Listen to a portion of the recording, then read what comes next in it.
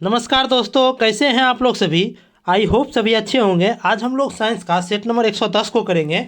उससे पहले जो भी चैनल को सब्सक्राइब नहीं किए हैं वो चैनल को सब्सक्राइब कर ले तथा वीडियो को ज़्यादा से ज़्यादा शेयर कर दे। और इसका पीडीएफ हमारे Telegram channel knowledge world PDF पर अपलोड कर दिया गया है और टेलीग्राम चैनल का लिंक इस वीडियो के डिस्क्रिप्शन में दे दिया गया है। और जो भी पिछला वीडियो नहीं देखे हैं वो चैनल के प्लेलिस्ट में जाकर के पिछला वीडियो को देख ले, ठीक।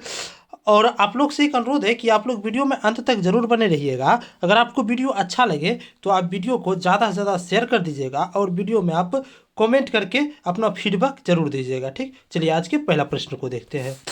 देखिए आज का पहला प्रश्न है कि रक्त ग्लूकोज स्तर समानता व्यक्त की जाती है किस चीज़ में, यानी कि ब्लड में कितना ग्लूकोज है तो इस चीज़ को हम व्यक्त कैसे करेंगे। तो इसको व्यक्त किया जाता है आपको मिलीग्राम प्रति डेसीलीटर में, ठीक। तो इसका उत्तर क्या आ जाएगा, ऑप्शन नंबर बी हो जाएगा, ठीक। चलिए अगला प्रश्न है कि हमारे शरीर में रक्त का दाब होता है किससे, मतलब वायुमंडलीय दाब की अपेक्षा जो होता है हमारे शरीर में रक्त का दाब कितना होता है, ठीक है। देखिए जैसे हमारे शरीर का सामान्यतः वयस्क मनुष्य का रक्त का दाब कितना होना चाहिए, तो ये होना चाहिए आपको 120/80 mm पर एच जी, ठीक है। 120/80 mm पर एच जी होता है, ठीक है। तो ये जो होता है 120/80 ये आपको क्या दर्शाता है कि ये जो है ना 120/80 mm पर एच जी जो है ना ये वायुमंडल के दाब से क्या है, अधिक है, ठीक है। तो इसका मतलब क्या हुआ कि हमारे शरीर के रक्त का दाब क्या होता है, ये वायुमंडल के दाब से क्या होता है, अधिक होता है, ठीक। तो इसका उत्तर क्या आ जाएगा, ऑप्शन नंबर बी हो जाएगा, वायुमंडल के दाब से अधिक, ठीक। चलिए अगला प्रश्न है कि रक्त समूहों की खोज किसने किया था, ठीक है। देखिए रक्त समूह की खोज किन्होंने किया था, तो ये आपको कार्ल लैंड स्टीनर ने किया था, ठीक। तो इसका उत्तर क्या हो जाएगा, ऑप्शन नंबर डी हो जाएगा, ठीक है। देखिए कार्ल लैंड स्टीनर जो है ये इन्होंने 1900 ईस्वी में किए थे इस चीज़ का खोज। किस कब किए थे, 1900 ईस्वी में।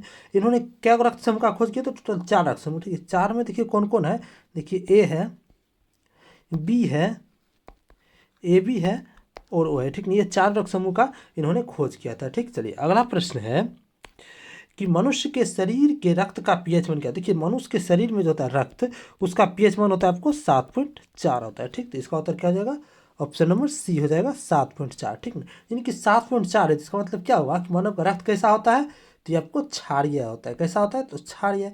क्योंकि देखिए 7 से अधिक जिसका पीएच मान हो जाएगा वो क्षारीय हो जाएगा और 7 से कम जिसका होगा वो अम्लीय होता है, ठीक। तो इसका उत्तर ऑप्शन नंबर सी हो गया, ठीक। चलिए अगला प्रश्न है कि शरीर में निम्न में से कौन सा संक्रमण से हमारी रक्षा करता है, ठीक ना। जैसे देखिए कोई रोग के लिए, संक्रमण के लिए कोई जीवाणु हराता है, जीवाणु हो गया, विषाणु हो गया, ठीक है। इस सब चीज़ से रक्षा जो है हम लोग को कौन करता है, मतलब कोई भी बीमारी जो नहीं होने देता है, ठीक है। तो शरीर का ये कौन हमको रक्षा करता है, तो ये हम करता है WBC, ठीक। ये कौन करता है, ये WBC करता है, ठीक ना। तो WBC में कौन रहता है, तो लिम्फोसाइट, ठीक है ना। यही क्या करता है आपको रोग प्रतिरोधक के को बढ़ाता है, ठीक। तो इसका उत्तर क्या जाएगा, ऑप्शन नंबर बी हो जाएगा, ठीक। अगला प्रश्न है कि WBC का बनना तथा RBC का विनाश कहाँ पर होता है, यानी कि WBC कहाँ पर बनता है और RBC कहाँ पर बनता है। देखिए WBC और RBC कहाँ पर बनता है, देखिए WBC बनता है कहाँ पर, पीलिया में, ठीक। और RBC का विनाश भी पीलिया, यानी कि RBC का कब्रगाह किसको कहा जाता है, तो पीलिया को कहा जाता है, ठीक। तो इसका उत्तर क्या जाएगा, ऑप्शन नंबर बी हो जाएगा, ठीक ना। अब देखिए RBC का देखिए जीवन काल क्या होता है, देखिए RBC का जीवन काल कितना होता है, ये आपको 120 दिन होता है, ठीक ना। और देखिए WBC का होता है आपको 2 से 4 दिन होता है, ठीक। 2 से 4 दिन, ठीक है। देखिए WBC जो है आपको ये 2 प्रकार का होता है, ठीक है। देखिए WBC 2 प्रकार का होता है, तो ये कौन कौन होता है, ये देख लीजिए। देखिए WBC जो है, देखिए एक होता है आपको लिम्फोसाइट, ठीक, लिम्फोसाइट, ठीक। देखिए लिम्फोसाइट और दूसरा कौन सा हो जाएगा, तो दूसरा होता है आपको न्यूट्रोफिल्स, ठीक, न्यूट्रोफिल्स, ठीक। ये क्या हो गया आपको, WBC 2 प्रकार हो गया। देखिए लिम्फोसाइट जो है इसका देखिए निर्माण कहाँ पर होता है, इसका निर्माण होता है आपको पीलिया में हो गया, लसिका ग्रंथि एंड थाइमस ग्रंथि में होता है, ठीक है। और देखिए न्यूट्रोफिल जो है इसका निर्माण होता है आपको अस्थि मज्जा में, ठीक, अस्थि मज्जा में, ठीक। तो चलिए अगला प्रश्न है कि हमारे शरीर में अम्लता तथा क्षारीयता के बीच जो तत्व संतुलन बनाए रखता है वो कौन सा। देखिए हमारा शरीर जो है कुछ अम्लीयता भी है कुछ क्षारीयता भी, ठीक ना। जैसे देखिए इस दोनों के बीच संतुलन कैसे बनाए रखता है कि नहीं ज़्यादा अम्लीय होने देता है और ना ही ज़्यादा क्षारीय होने देता है, ठीक ना। तो ये संतुलन आपको कौन बना के रखता है, तो ये आपको फास्फोरस रखता है, ठीक। तो इसका उत्तर क्या हो जाएगा, ऑप्शन नंबर ए हो जाएगा फास्फोरस, ठीक। देखिए ये फास्फोरस देखिए जो हम क्या क्या चीज़ खाएंगे जो हमें फास्फोरस की प्राप्ति होगी। देखिए फास्फोरस के लिए जो होता है ये देखिए दूध खाएंगे, दूध, पनीर, ये सब क्या है, फास्फोरस का स्रोत है, ठीक ना। अंडा का जो पीला भाग होता है, अंडा का पीला भाग, ठीक, मांस, मछली, दाल हो गया, ये सब क्या आपको तो फास्फोरस का स्रोत है, ठीक। चलिए अगला प्रश्न है कि लंबे समय की कसरत का मुख्य ईंधन क्या होता है, ठीक है। देखिए लंबे समय से अगर कोई आदमी कसरत कर रहा है, वो क्या होता है, थक जाता है, क्या होता है, थक जाता है। उसे तुरंत एनर्जी देने के लिए क्या किया जाता है, तो उसे कार्बोहाइड्रेट दिया जाता है, ठीक है, कार्बोहाइड्रेट या ग्लूकोज दिया जाता है, ठीक ना। इसका उत्तर क्या हो जाएगा, ऑप्शन नंबर सी हो जाएगा, ठीक ना। देखिए कार्बोहाइड्रेट हो गया, ग्लूकोज हो गया, इसे क्या कर सकते हैं हम, देखिए इसे स्टार्च भी क्या हो गया आपको, यही हो गया, ठीक ना। उसका देखिए फ्रक्टोज भी हो गया, कैसा, तो ये डायरेक्टली जो है ना आपको ऊर्जा तुरंत दे देता है, ठीक ना। इसका उत्तर ऑप्शन नंबर सी हो गया, ठीक। चलिए अगला प्रश्न है कि किस देश के वैज्ञानिक ने एक ऐसा कृत्रिम रक्त बनाया, ठीक है, एक ऐसा कृत्रिम रक्त बनाया है जो कि प्लास्टिक रक्त की किस्म है। ये कैसा किस्म है, ये प्लास्टिक रक्त का किस्म है, ठीक। और जिसे जो है किसी मरीज को किस्म पर विचार किए बिना दिया जा सकता है, मतलब कि जैसे देखिए कोई ए ग्रुप बराबरी है तो उसको भी दे सकते हैं, बी ग्रुप बराबर है इसको भी दे, जैसे कि देखिए समानता क्या होता है कि किसी कोई मानव अगर डोनेट करता है ब्लड को, तो उसमें जो है ना समान ब्लड ग्रुप का होना जरूरी होता है, ठीक है ना। लेकिन ये जो कृत्रिम ब्लड है, इसमें ग्रुप का कोई मतलब है नहीं, ठीक है ना, कोनो ग्रुप में आप कोनो को दे सकते हैं, ठीक। तो ये किन्होंने खोज किया था, तो ये जो है ना ब्रिटेन के साइंटिस्ट है, ठीक। तो इसका उत्तर क्या जाएगा, ऑप्शन नंबर बी हो जाएगा, ठीक। ब्रिटेन में एक यूनिवर्सिटी है, कौन यूनिवर्सिटी है आपको, तो थेफील्ड यूनिवर्सिटी है, ठीक। कौन है, तो थेफील्ड यूनिवर्सिटी के वैज्ञानिकों ने किया था, ठीक है। देखिए इसका यूज जो है ना आपको आपात की स्थिति में किया जाता है, ठीक। चलिए अगला प्रश्न है कि निम्न अंगों में से पित्त का संचय किस में होता है। देखिए पित्त का संचय कहाँ पर होता है, तो ये होता है आपको पित्ताशय में, ठीक है ना। अगर पूछेगा कि पित्त का श्रावण का मतलब निकलता कहाँ से पित्त, तो ये पित्त निकलता है आपको लीवर से, ठीक है, यानी लीवर से ये निकलता है और यह होता है पित्ताशय में जाकर के ये जमा हो जाता है, ठीक है। अब देखिए पित्ताशय देखिए कैसी थैली होती है, ये देखिए आपको 8 सेंटीमीटर लंबी तथा 4 सेंटीमीटर क्या होती है इसकी चौड़ाई होती है, ठीक ना। और ये थैली कैसा होता है, तो ये आपको अंडाकार थैली होता है, ठीक। चलिए अगला प्रश्न है कि मानव शरीर में सबसे बड़ी ग्रंथि कौन है। देखिए मानव शरीर की जो है ये सबसे बड़ी ग्रंथि क्या है, तो यकृत है, ठीक है, जिसे लीवर भी कहते हैं, जिसे जिगर भी कहते हैं, ठीक। जिगर भी ऑप्शन में रह सकता है, ठीक है। ये क्या आपको मानव शरीर की सबसे बड़ी ग्रंथि है, ठीक है। अगर पूछा है कि मानव शरीर की सबसे बड़ी मिश्रित ग्रंथि कौन है, तो आपको अग्नाशय हो जाएगा, ठीक। अगर पूछेगा कि मानव शरीर की सबसे बड़ी अंतःस्रावी ग्रंथि कौन है, तो कौन सा, तो सबसे बड़ी अंतः स्रावी ग्रंथि, ठीक। तो अंतःस्रावी ग्रंथि जो सबसे बड़ी है ये आपको थायराइड ग्लैंड है, ठीक, थायराइड ग्लैंड है, ठीक ना। इसे ही जो है अबटू ग्रंथि भी कहा जाता है, अबटू ग्रंथि, ठीक। चलिए अगला प्रश्न है कि निम्नलिखित में से किसका नाभिकीय ईंधन के रूप में प्रयोग नहीं किया जाता, ठीक है। देखिए नाभिकीय ईंधन के रूप में किसका हम प्रयोग नहीं करते, ठीक। देखिए ऑप्शन के अनुसार, देखिए ऑप्शन ए में दिया हुआ है यूरेनियम, बी में दिया है थोरियम, डी में दिया है प्लूटोनियम, ठीक है। देखिए ये जो है आपको यूरेनियम, थोरियम और प्लूटोनियम, ये तीनों कैसा है, तो ये तीनों आपको रेडियो एक्टिव तत्व है, ठीक। कैसा है ये, तो रेडियो एक्टिव तत्व है, ठीक। ये रेडियो एक्टिव तत्व है और इसे जो है ना आपको नाभिकीय ईंधन में इसका प्रयोग किया जाता है, ठीक ना। और इसमें जो इसके लिए ऊर्जा प्राप्त करने के लिए इसमें ईंधन का प्रयोग किया जाता है, ठीक। लेकिन जो कैल्शियम है इसका प्रयोग नहीं किया जाता, ठीक ना। तो इसका उत्तर क्या जाएगा, ऑप्शन नंबर सी। देखिए कैल्शियम का जो उत्तम स्रोत क्या है, तो ये आपको दूध है, कैल्शियम का उत्तम स्रोत, ठीक। चलिए अगला प्रश्न है कि परमाणु बम का सिद्धांत आधारित, मतलब परमाणु बम जो है आपको ये किस सिद्धांत पर कार्य करता है, ठीक है। देखिए परमाणु बम जो है आपको नाभिकीय विखंडन के सिद्धांत पर कार्य करता है, ठीक। तो इसका उत्तर क्या जाएगा, ऑप्शन नंबर बी हो जाएगा, ठीक है। देखिए हाइड्रोजन बम पूछेगा तो हाइड्रोजन बम किस पर काम करता है, तो नाभिकीय संलयन पर कौन बम कार्य करता है, तो हाइड्रोजन बम, ठीक, हाइड्रोजन बम, ठीक। चलिए अगला प्रश्न है कि निम्न में से किसमें कार्बन मिलता है, ठीक है। इसमें से कौन है जिसमें कि कार्बन होगा, ठीक ना। देखिए ऑप्शन नंबर ए में लिग्नाइट देगा, तो ये लिग्नाइट जो है आपको कोयला का ही क्या है, आपको प्रकार है, ठीक ना। तो कोयला का प्रकार है तो इसमें तो कार्बन होबे करेगा, ठीक। तो इसी में हो जाएगा, इसका उत्तर क्या हो जाएगा, ऑप्शन नंबर ए हो जाएगा लिग्नाइट, ठीक। चलिए अगला प्रश्न है कि प्रकाश का शून्य अवकाश में वेग अनुमानतः कितना होता है, यानी कि शून्य अवकाश मतलब क्या हुआ कि निर्वात, ठीक ना। शून्य अवकाश का मतलब होगा तो निर्वात, तो निर्वात में जो प्रकाश का वेग होता है तो सब वो जानता है कितना होता है, तो 3 × 10⁸ मीटर पर सेकेंड होता है। ठीक, तो ये किस ऑप्शन में दिया हुआ है? तो ये आपको ऑप्शन नंबर बी में दिया हुआ है। ठीक, देखिए अगला प्रश्न है कि जल का अधिकतम घनत्व होता है। ठीक ना, तो देखिए जल का अधिकतम घनत्व जो होता है ये आपको 4 डिग्री सेल्सियस पर होता है, जल का अधिकतम घनत्व। और क्या होता है? तो न्यूनतम आयतन होता है। ठीक है ना, न्यूनतम आयतन पूछेगा और अधिकतम घनत्व पूछेगा तो कितना पर होगा? तो ये 4 डिग्री सेल्सियस पर होता है। ठीक ना, देखिए लेकिन ऑप्शन में देखिए कि 4 डिग्री सेल्सियस कहीं पर नहीं दिया। ठीक ना, देखिए ये केल्विन में हमको ऑप्शन में दे दिया है, तो ये केल्विन में इसको बदल देते हैं। ठीक ना, देखिए कोई भी डिग्री सेल्सियस को केल्विन में बदलने के लिए क्या करना होता है? तो उसमें 273 क्या होता है? आपको जोड़ना होता है। ठीक ना, यानी कि 273 हम जोड़ देंगे डिग्री सेल्सियस को केल्विन में बदलने के लिए। तो डिग्री सेल्सियस कितना है? तो 4 डिग्री सेल्सियस है, प्लस कितना कर देंगे? 273 हो जाएगा। ठीक है, देखिए जोड़ेंगे तो कितना आ जाएगा? 4 3 7 यानी कि 277 केल्विन हो जाएगा। ठीक है, तो इसका उत्तर क्या हो जाएगा?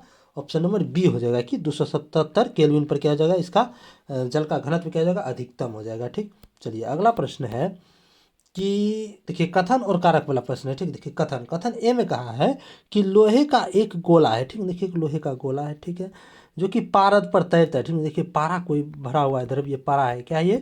तो ये पारा है। ठीक नहीं, पारा पर क्या तैर रहा है। ठीक ना, किंतु पानी में डूब जाता है। ठीक, देखिए पानी है तो पानी में क्या होता है? लोहे का गेंद ये डूब जाता है। ठीक ना, तो ये सही बात है। ठीक ना, ये सही है। ठीक ना, देखिए ये कैसे पारा पर देखिए क्यों तैरता है? देखिए पारा पर ये इसी कारण से तैरता है कि देखिए पारा का घनत्व जो है ना आपको लोहे के घनत्व से क्या होता है? आपको अधिक होता है। ठीक ना, लोहे का घनत्व से अधिक होता है तो इसी कारण ये तैर लेता है। ठीक ना, यानी इसका मतलब क्या हुआ कि जिसका घनत्व अधिक होगा न, उसमें जो है ना कोई भी द्रव कोई भी वस्तु जो है ना वो तैरेगा। ठीक ना, और जिसका घनत्व कम होगा वो क्या हो जाएगा? अधिक घनत्व वाला चीज़ पर वो तैरेगा। ठीक ना, तो इसका हो गया।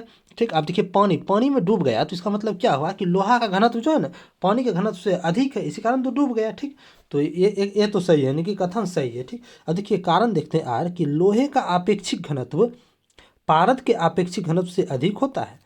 लोहे का आपेक्षिक घनत्व अगर पारा के आपेक्षिक घनत्व से अधिक होता तो लोहा क्या होता? पारा में डूब जाता। ठीक नहीं, यहाँ नहीं डूबा तो इसका मतलब क्या हुआ कि लोहे का आपेक्षिक घनत्व जो है ये पारा का आपेक्षिक घनत्व से कम है। ठीक, लेकिन यहाँ अधिक दिया हुआ है तो ये क्या हुआ गया? कारण आपको गलत है। ठीक है, जब कारण ही गलत है तो ये व्याख्या करने कोई बात ही नहीं होगा। ठीक, तो इसका उत्तर क्या हो जाएगा कि ए सही है और आर गलत है। देखिए किस ऑप्शन में दिया हुआ है? ये ऑप्शन नंबर सी में दिया हुआ है कि ए सही है परंतु आर गलत है। ठीक, चलिए अगला प्रश्न है कि निम्नलिखित कथनों पर विचार कीजिए। ठीक, विचार करते हैं कि कथन का है कि कांच पर उत्कीर्ण किया या खरोचा जा सकता है। मतलब कि उत्कीर्ण उत्कीर्ण मतलब कोई चीज़ लिखना होगा। ठीक है, इस पर से खोदना होगा तो हम कांच पर कैसे खोद सकते हैं? ठीक, चाहे उसे काट सकते हैं तो कैसे काट सकते हैं? देखिए ऑप्शन एक में कहा है कि हीरा से। हाँ देखिए हीरा से तो कांच को काटा ही जाता है। ठीक है, देखिए कांच में जब खिड़की उड़की बनाया जाता है, देखिए आता होगा तो ये हीरा लकीर से खींच देता है तो क्या होता है? ये हीरा से काटा जाता है। ठीक है, ये सही है।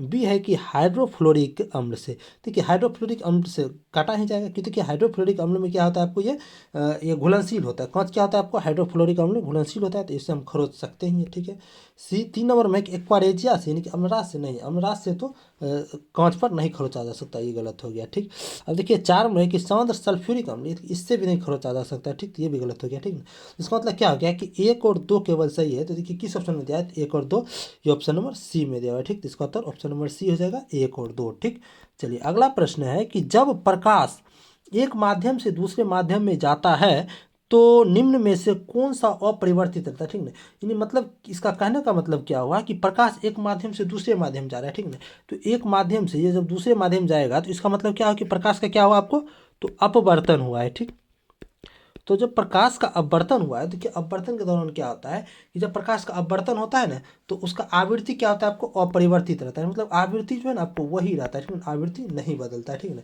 अब देखिए बाकी बात में क्या, देखिए तीव्रता हो गया, तरंगदैर्घ्य और वेग क्या होता है? ये सब चीज़ बदल जाता है। ठीक है, यहाँ से क्या पूछा है कि कौन अपरिवर्तित रहता है? जो अपरिवर्तित कौन रहा है? तो आवृत्ति रहा है वो अपरिवर्तित। ठीक, तो इसका उत्तर क्या जाएगा? ऑप्शन नंबर डी हो जाएगा, आवृत्ति। ठीक, चलिए अगला प्रश्न है कि निम्न में से किसने लेजर का आविष्कार किया था? ठीक है, देखिए लेजर का आविष्कार किसने किया था?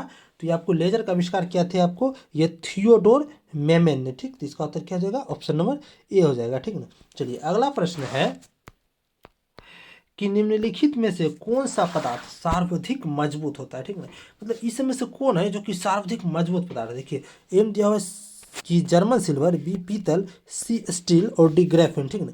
देखिए इस सब में से क्या है कि आपको ग्रेफिन जो है ना आपको सर्वाधिक मजबूत है। ठीक है, इसका ऑप्शन नंबर डी हो जाएगा ग्रेफिन। ठीक है, देखिए ग्रेफिन के बारे में कुछ और जान लीजिए। देखिए ग्रेफिन क्या होता है कि ये बहुत ही पतला होता है। ठीक है, ये बहुत ही पतला होता है। ठीक ना, और ये अब तक के खोजा गया है ना सबसे ये मजबूत पदार्थ है। ठीक है, अब तक में खोजा गया जो है ये सबसे मजबूत पदार्थ है। ठीक है, देखिए ग्रेफिन का यूज़ कहाँ कहाँ पर होता है। देखिए ग्रेफिन का यूज़ होता है आपको इसका तो कंप्यूटर के चिप में, कंप्यूटर चिप हो गया। ठीक, कम्युनिकेशन वाला डिवाइस जो होता है उसमें होता है। ठीक ना, तो कम्युनिकेशन डिवाइस हो गया। ठीक ना, देखिए टच स्क्रीन हो गया, टच स्क्रीन हो गया। ठीक है ना, इस सब पर जो है ना इसका यूज होता है ग्रेफिन का। ठीक, चलिए अगला प्रश्न है कि भारी मशीनों के उपयोग के लिए स्नेहक कौन सा होता है। क्योंकि भारी मशीन में जो होता है स्नेहक के रूप में कार्य करता है वो क्या होता है। देखिए इसमें भारी मशीन में जो आपको ग्रेफाइट का यूज किया जाता है स्नेहक के रूप में। ठीक, तो इसका उत्तर क्या हो जाएगा, ऑप्शन नंबर सी हो जाएगा। ठीक है, देखिए ग्रेफाइट का जो होता है नहीं आपको चूर्ण बना लिया जाता है। ठीक ना, और उसका यूज किया जाता है इसमें भारी मशीनों में स्नेहक के रूप में। ठीक, चलिए अगला प्रश्न है कि निम्नलिखित में से कौन हमारे शरीर में सबसे दृढ़ भाग है। ठीक है, देखिए शरीर का कौन सा ऐसा अंग है जो कि सबसे दृढ़ यानी कि सबसे मजबूत है। ठीक ना, देखिए सबसे मजबूत जो होता है शरीर के ये दांत के जो ऊपरी भाग होता है जिसे हम एनामेल कहते हैं, जिसे क्या कहते हैं, एनामेल कहते हैं। ठीक ना, एनामेल कहते हैं। तो यही एनामेल क्या होता है आपको सबसे कठोर भाग है। ठीक ना, और सबसे कठोर भाग और ये चमकीला भी बहुत होता है। ठीक, तो एनामेल है। देखिए एनामेल, देखिए ऑप्शन में एनामेल को देखिए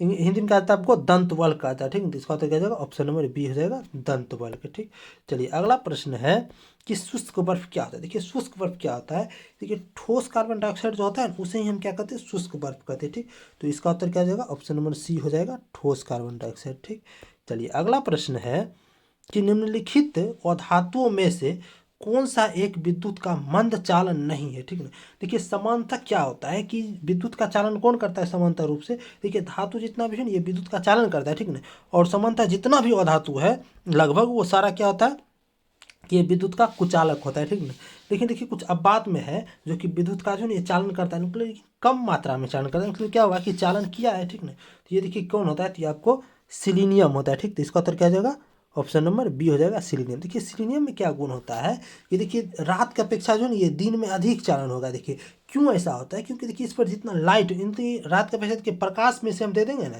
तो ये क्या होगा ज़्यादा क्या हो जाएगा आपको चालन हो जाएगा। ठीक है ना, ये जो है ना आपको प्रकाश में जो है ना प्रकाश में अंधेरे के